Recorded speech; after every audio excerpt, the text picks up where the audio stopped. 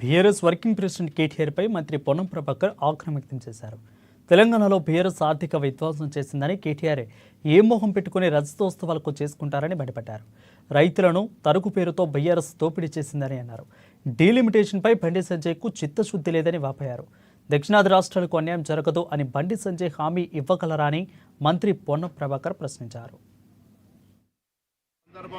కాంగ్రెస్ గారు 25 సంవత్సరాల వేడుకలు జరుపుకునే సందర్భంగా కార్యకర్తల్ని కరీంనగర్కి వచ్చిన సంతోషం. కానీ కేటీఆర్ గారికి జ్ఞాపకం చేస్తున్నా, కరీంనగర్లో టీఆర్ఎస్ పార్టీ పుట్టినమాట వాస్తవమే.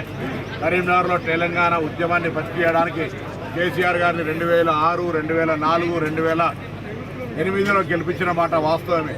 ఆ సందర్భంలో నా చర్మం వలిసి చెప్పులు కుడుతున్న కేసీఆర్ గారు తెలంగాణకు సంబంధించిన చాలా జాగాల్లో మెడికల్ కాలేజ్ ఇచ్చి కరీంనగర్కి ఎందుకు మెడికల్ కాలేజ్ ఇవ్వలేదో, పక్కనున్న కొండపోచమ్మ మల్లన్న సాగర్ పూర్తయి అప్పర్ మానేరుతో సహా మిగతా ప్రాజెక్టులు ఎందుకు పూర్తి చేయలేదో, లేదా తెలంగాణకు గుండెకాయ లాంటి ఈ యొక్క కరీంనగర్ జిల్లాకు సంబంధించి లండన్, న్యూయార్క్ చేస్తాను ఎందుకు చేయలేదో చెప్పాల్సిన అవసరం ఉంది. తప్పకుండా ఈ ప్రాంతంలో పుట్టినటువంటి పార్టీగా తెలంగాణ ఉద్యమాన్ని గౌరవించే ప్రయత్నం చేసినారు.